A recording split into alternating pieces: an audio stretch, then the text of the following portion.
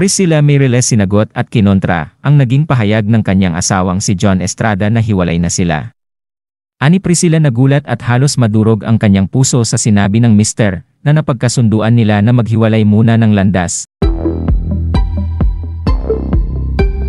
Sa gitna ng mga isyong kinakaharap ng mag-asawang John Estrada at Priscilla Meireles, kaugnay sa pambababae di umano ni John sa Boracay na sangkot ang isang foreigner na nagngangalang Lily Holman, ay naglabas na ng opisyal na pahayag si John Estrada sa pamamagitan ng kanyang Instagram stories nitong Martes ng gabi July 16, kinumpirma mismo ni John na pansamantala muna silang hiwalay ng asawang si Priscilla. Marami daw kumakalat na kwento pero isang bagay ang hindi niya magagawa.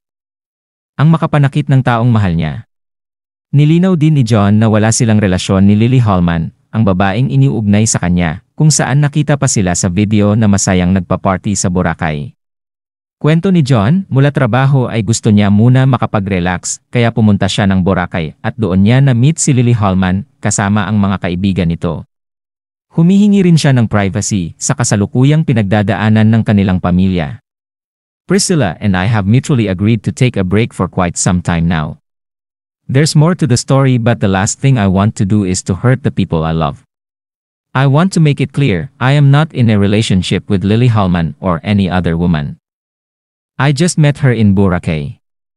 I had a short break from work and felt the need for a breather. This is a private family matter, that's why I ask for privacy as we deal with this, thank you. With 3 praying hand emoji. Samantala ilang oras lang ang nakalipas matapos ang pahayag ni John Estrada ay naglabas naman ng kanyang panig ang misis nitong si Priscilla Meireles. Ani Priscilla nagulat siya sa mga sinabi ng asawa, wala naman daw silang napag-uusapan tungkol sa hiwalayan. Kasalukuyan ngayon nagbabakasyon sa Brazil si Priscilla kasama ang anak nila ni John na si Aneska. Kwento ni Priscilla kasal sila ni John nang umalis siya ng Pilipinas at hanggang sa mga oras na ito ay naniniwala siyang kasal pa rin sila at hindi naghiwalay. Bagamat naguguluhan siya sa sinabi ng mister, ay hindi pa raw ito ang tamang oras para pag-usapan pa ang mga bagay-bagay. Nagpasalamat din siya sa lahat ng nagpaabot ng pag-aalala at pagmamahal ngayong dumaraan siya sa pagsubok ng buhay. Umaasa rin siya na maayos din ang lahat. I am deeply shocked and disheartened by Mr. Estrada's recent public statement. To clarify, there was never any mutual agreement regarding our separation. We were married when I left the Philippines, and we remain married as of this time. While there is indeed more to this story, it is not the appropriate time to delve into those details. Regardless of what those may be.